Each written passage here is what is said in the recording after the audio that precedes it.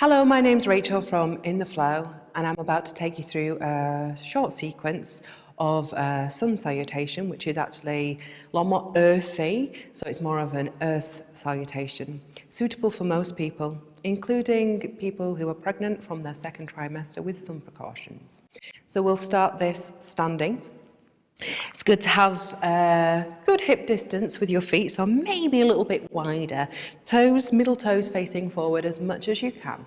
Take a good inhale and lift up your toes. So you're trying to bring some energy into the body, energy through the arches of the feet, spreading the toes wide. You can spread your fingers as well if that helps. And we'll see if we can bring one toe at a time down to the floor. For example, from the big toes, second toes, third toes, fourth toes, fifth toes, and don't worry, I can't do it either, but it's good to just see how much we can spread the feet.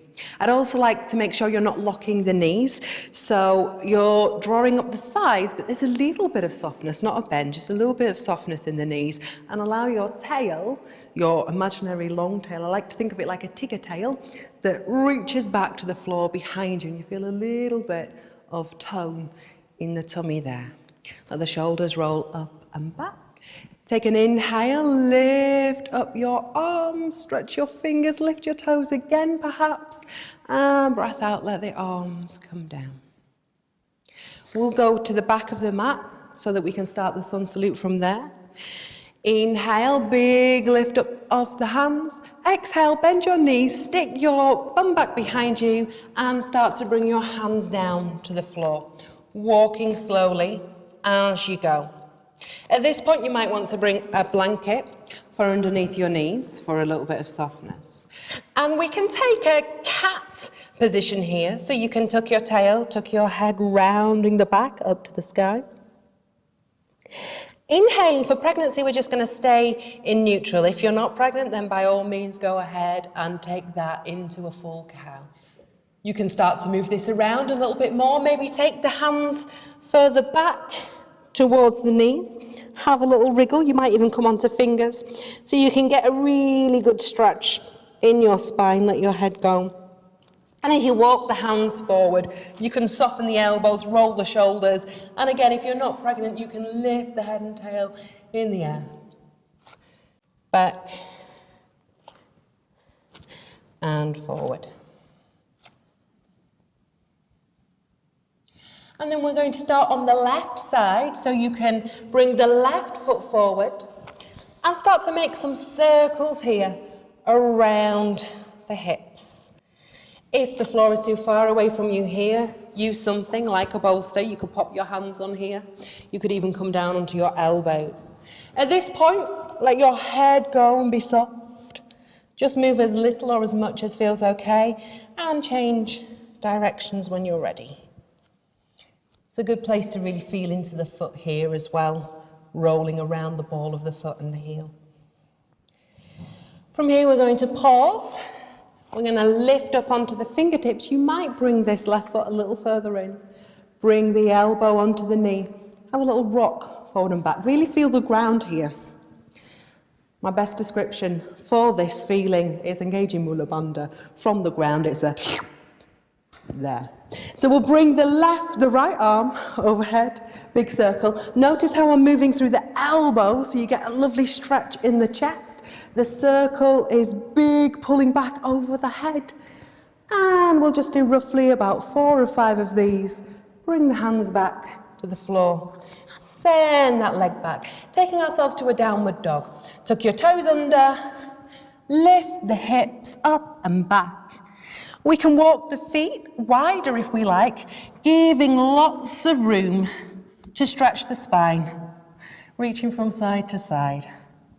To come up, bend your knees, you're on the toes, walk the hands back, bring the hands onto your thighs, come onto your heels, press strongly into the heels, and come all the way up to stand. And we'll begin again. So inhale, lifting up through the arms. Exhale, coming down, bend the knees, forward into downward facing dog. Walk the hands forward. Bring the knees to the floor. Have a little walk back into your cat. And forward. back and forward. You can have a little feel around the mat any way you like. And then we'll take the right foot forward. You can walk it wide and really working into the foot there. So the foot's nice and strong on the floor. You don't have to make big circles, they can be small. Remember, you can use the bolster. Changing directions, you can let the head go.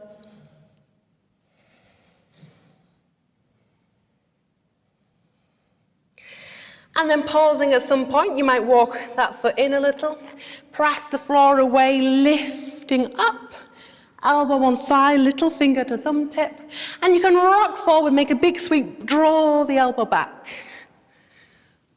all the way around. Your gaze can follow your elbow, and your breath can follow the circles as well. Eventually coming down back into your down dog.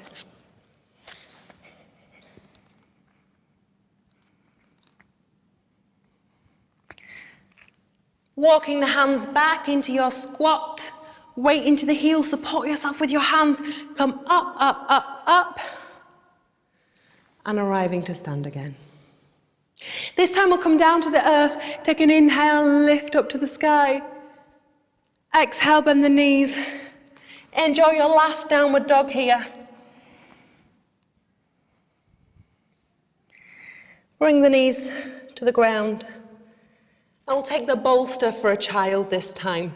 So you bring the bolster lengthways towards you, in between your knees. You're going to bring the chest down onto the bolster, resting your head onto one side with a chin drop down, and take a few breaths here. Lower yourself down slowly. Take your time.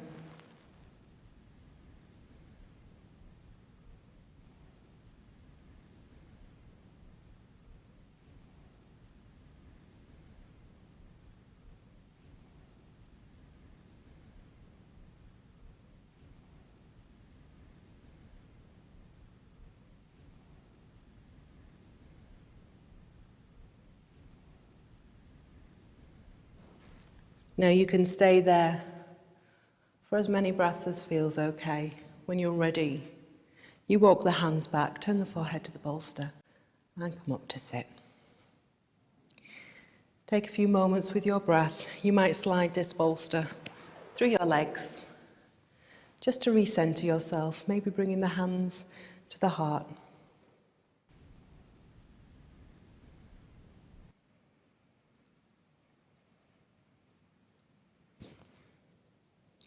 And thank you very much. So my name's Rachel from In The Flow. If you want to find out more about my yoga, please go to beintheflow.co.uk.